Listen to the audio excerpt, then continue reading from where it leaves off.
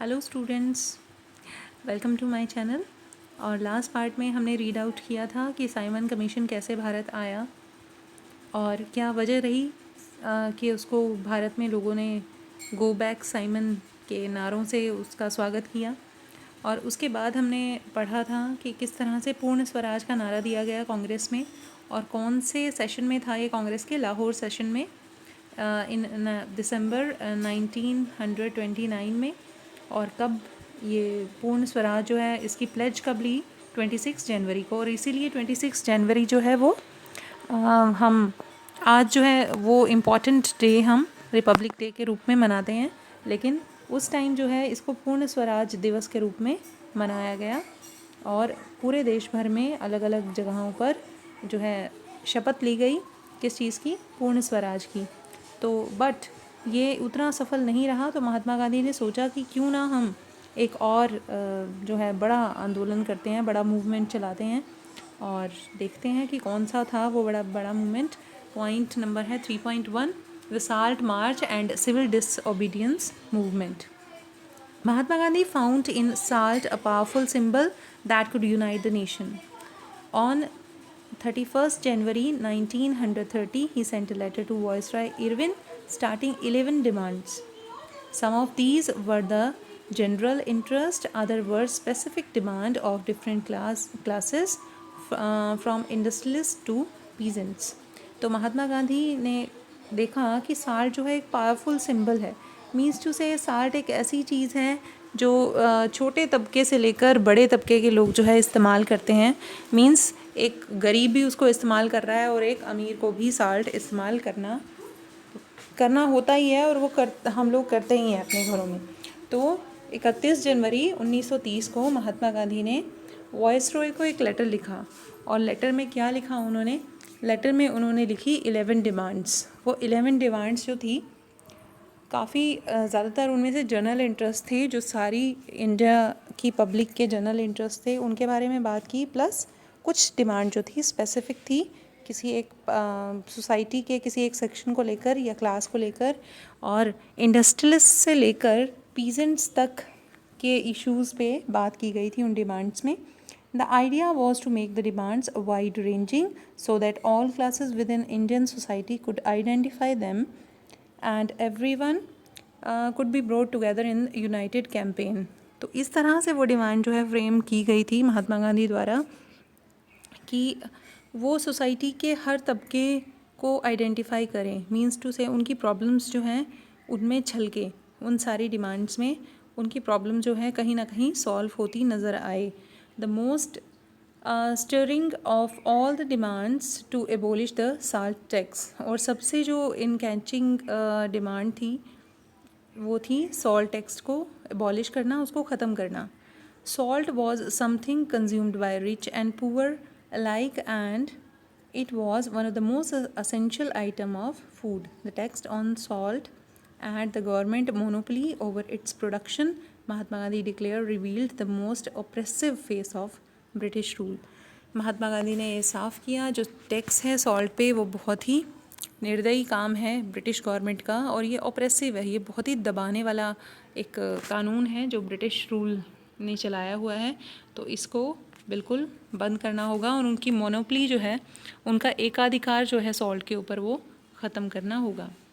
Mahatma Gandhi's letter in a way an ultimatum if the demand were not fulfilled by 11th March, the letter stated the Congress would launch a civil disobedience campaign. अब ये जो letter लिखा महात्मा गांधी ने Lord Irwin को, वो उसमें specify किया गया था, अल्टीमेटम दिया गया था कि अगर ये जो हमारी 11 डिमांड्स हैं ये कंप्लीट ना हुई, ये फुलफ़िल ना हुई, तो 11 मार्च को जो है एक और नया हम मूवमेंट स्टार्ट कर देंगे जो है civil disobedience campaign. Irwin was unwilling to negotiate, so Mahatma Gandhi started his famous Salt March, accompanied by 78 of his trusted volunteer. अब इरविन ने मना कर दिया ये सब करने से, 11 डिमांड्स को फुलफ़िल करने से, तो महात्मा गांधी को स्टार्ट करना पड़ा मूवमेंट। और इस मूवमेंट में उनके 78 ट्रस्टेड वॉलंटियर जो थे वो साथ थे उनके।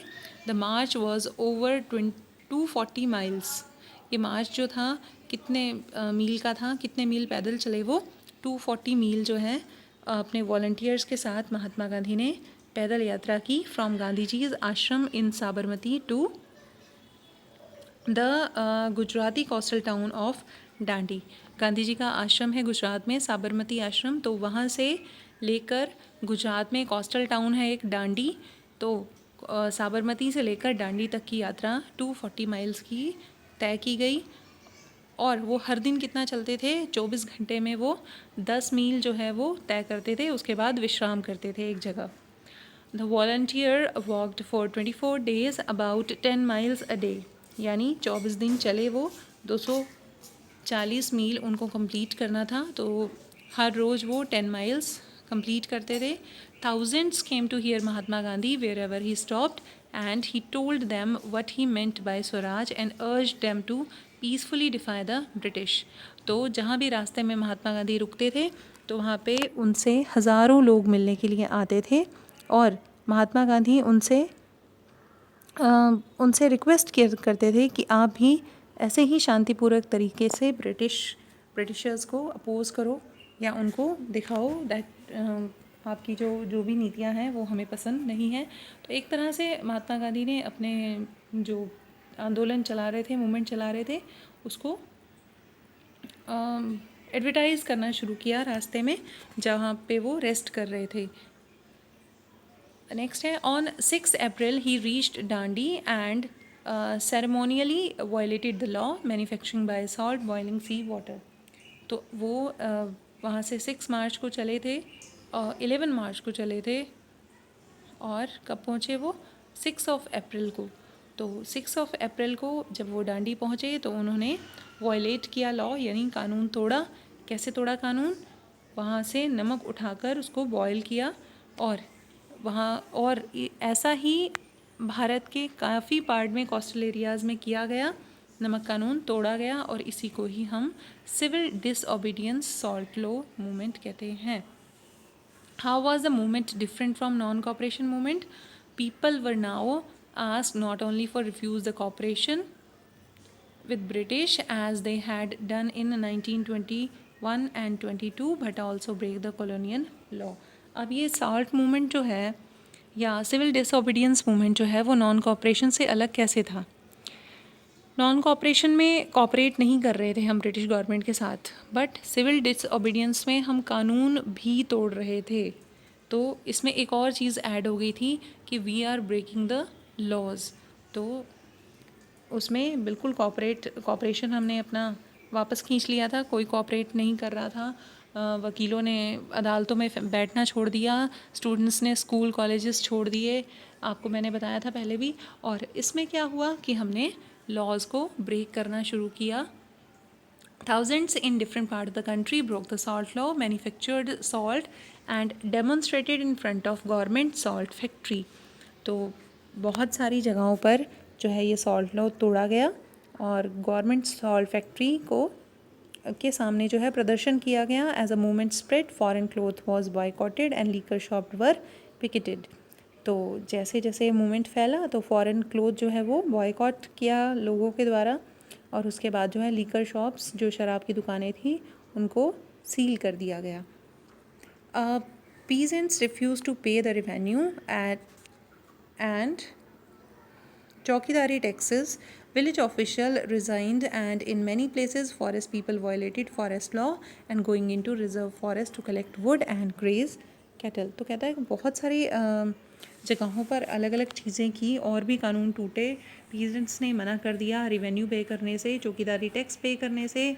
विलेज ऑफिशियल्स जो थे, जो ब्रिटिशर्स के अंडर थे, उन्होंने रिज़ाइन कर दिया। मैनी फॉरेस्ट पीपल ने वायलेट किए फॉरेस्ट लॉ, वो फॉरेस्ट रिज़र्व फॉरेस्ट में गए, उन्होंने वुड इकट्ठा की, अपने एनिमल्स को ग्रेज करवाया वहाँ पे। तो ऐसे बहुत सारी चीज़ें हुई कि अब जो है लोग कानून तोड़ने पर आ गए थे इस मूवमेंट में। Worried by the developments of the colonial government began asserting the Congress leader one by one. This led to a violent clash in many places when Abdul Ghaffar Khan, a A devout disciple of Mahatma Gandhi was arrested in April 1930. Angry crowd demonstrated the sense of in the streets of Peshawar facing armored guard and police firing. तो अलग अलग जगहों पर violation भी होने लगा था क्योंकि लगातार कानून तोड़े जा रहे थे. तो एक जो है डिसिपल थे, शिष्य थे महात्मा गांधी के, अब्दुल गफ़ार खां, और उनको अरेस्ट कर लिया गया 1930 में.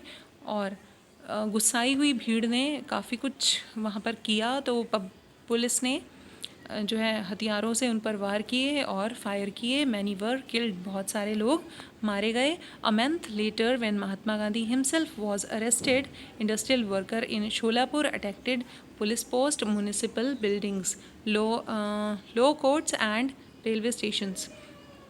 जब महात्मा गांधी को भी कुछ दिनों बाद अरेस्ट कर लिया गया तो भी ऐसे ही डेमोन्स्ट्रेशन हुई. लोगों ने जो है पुलिस चौकी पे अटैक किए, म्यूनिसिपल बिल्डिंग्स पे अटैक किए, कोर्ट्स पे अटैक किए, रेलवे स्टेशन, जो जितनी भी गवर्नमेंट बिल्डिंग्स थी उन पर कुछ ना कुछ नुकसान पहुंचाने की कोशिश की. All structures that symbolises British rule, और सभी स्ट्रक्चर्स जो कि ब्रिटिश रूल को दिखाते थे उनको नुकसान पहुंचाने की कोशिश की गई. Frightened government responded with a policy of brutal repression. अब ये डरी हुई जो सरकार थी, जो ब्रिटिश गवर्नमेंट थी, उन्होंने बुरी तरह से इस आंदोलन को दबाने की कोशिश की गई. Peaceful satyagrahis were attacked, women and childrens were beaten and about 1 lakh people were arrested. तो बहुत कुछ हुआ, लोगों को, बहुत सारे लोगों को अरेस्ट कर लिया गया, बच्चों को और वुमेन को मारा गया और सत्याग्रहीज पर अटैक हुए. तो बहुत सारी चीज़ें जो है गवर्नमेंट ने की इस आंदोलन को दबाने के लिए. In such a situation, Mahatma Gandhi once again decided to call off the movement and entered into a pact with Irvin on 5th March 1931. तो फिर से महात्मा गांधी को यह आंदोलन वापस लेना पड़ा और एक और पैक्ट आया फिर 1931 में 5th मार्च को. वो हम पढ़ेंगे नेक्स्ट पार्ट में. टिल देन बाय बाय, और होपफुली आपने ध्यान से सुना होगा. Thank you very much.